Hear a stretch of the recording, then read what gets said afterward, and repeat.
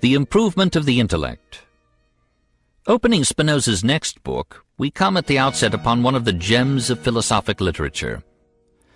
Spinoza tells why he gave up everything for philosophy. After experience had taught me that all things which frequently take place in ordinary life are vain and futile, and when I saw that all the things I feared and which feared me had nothing good or bad in them save in so far as the mind was affected by them, I determined at last to inquire whether there was anything which might be truly good and able to communicate its goodness, and by which the mind might be affected to the exclusion of all other things. I determined, I say, to inquire whether I might discover and attain the faculty of enjoying throughout eternity continual supreme happiness. I could see the many advantages acquired from honor and riches, and that I should be debarred from acquiring these things if I wished seriously to investigate a new matter. But the more one possesses of either of them, the more the pleasure is increased, and the more one is in consequence encouraged to increase them. Whereas if at any time our hope is frustrated, there arises in us the deepest pain. Fame has also this great drawback, that if we pursue it, we must direct our lives in such a way as to please the fancy of men, avoiding what they dislike and seeking what pleases them. But the love towards a thing eternal and infinite alone feeds the mind with a pleasure secure from all pain. The greatest good is the knowledge of the union which the mind has with the whole of nature. The more the mind knows, the better it understands its forces and the order of nature.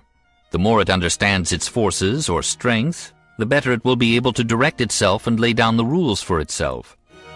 And the more it understands the order of nature, the more easily it will be able to liberate itself from useless things. This is the whole method.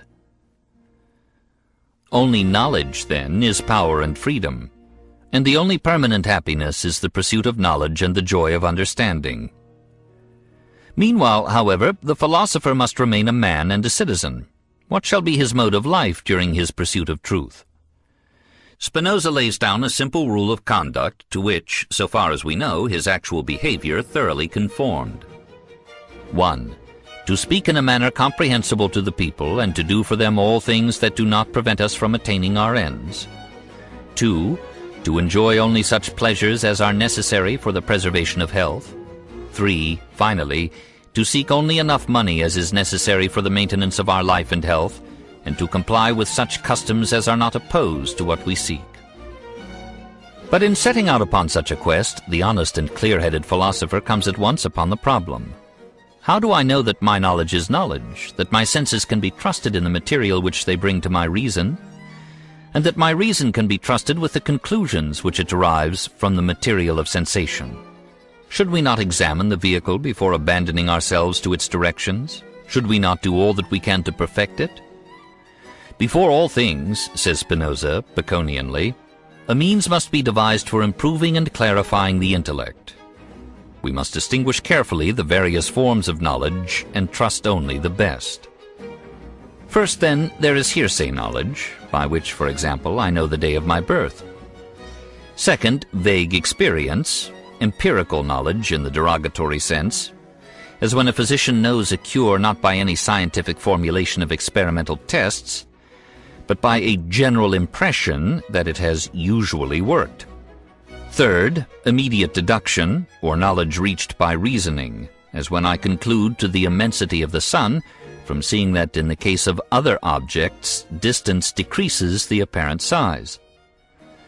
This kind of knowledge is superior to the other two, but is yet precariously subject to sudden refutation by direct experience. So science for 100 years reasoned its way to an ether which is now in high disfavor with the physicist elite. Hence the highest kind of knowledge is the fourth form, which comes by immediate deduction and direct perception, as when we see at once that 6 is the missing number in the proportion 2:4 as 3:x, or as when we perceive that the whole is greater than the part. Spinoza believes that men versed in mathematics know most of Euclid in this intuitive way, but he admits ruefully that the things which I have been able to know by this knowledge so far have been very few. In the Ethics, Spinoza reduces the first two forms of knowledge to one, and calls intuitive knowledge a perception of things sub specie eternitatis, in their eternal aspects and relations, which gives in a phrase a definition of philosophy. Scientia intuitiva, therefore, tries to find behind things and events their laws and eternal relations. Hence Spinoza's very fundamental distinction, the basis of his entire system, between the temporal order, the world of things and incidents, and the eternal order, the world of laws and structure. Let us study this distinction carefully.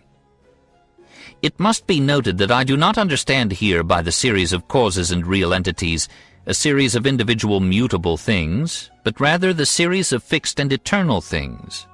For it would be impossible for human weakness to follow up the series of individual mutable things, not only because their number surpasses all count, but because of the many circumstances in one and the same thing, each of which may be the cause of the thing's existence. For indeed, the existence of particular things has no connection with their essence, and is not an eternal truth. However, there is no need that we should understand the series of individual mutable things, for their essence is only to be found in fixed and eternal things, and from the laws inscribed in those things as their true codes, according to which all individual things are made and arranged. Nay, these individual and mutable things depend so intimately and essentially on these fixed ones, that without them they can neither exist nor be conceived. If we will keep this passage in mind as we study Spinoza's masterpiece, it will itself be clarified, and much in the ethics that is discouragingly complex will unravel itself into simplicity and understanding. Order is against the grain of our minds. We prefer to follow the straggling lines of fantasy, and to weave our philosophy precariously out of our dreams. The Ethics. Writing in Latin, he was compelled to express his essentially modern thought in medieval and scholastic terms. There was no other language of philosophy which would then have been understood.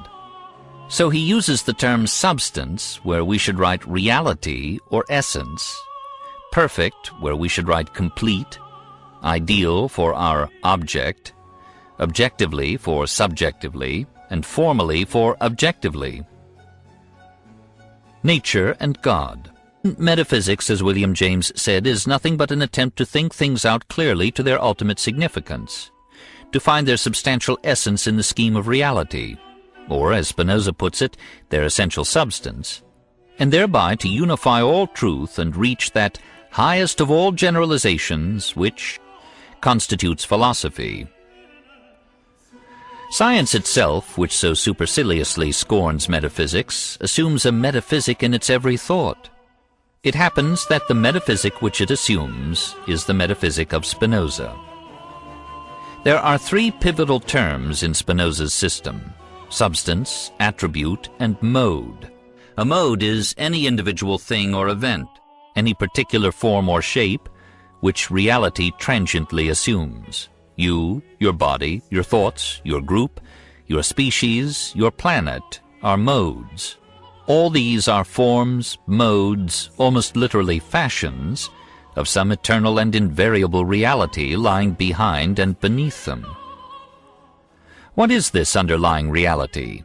Spinoza calls it substance, as literally that which stands beneath.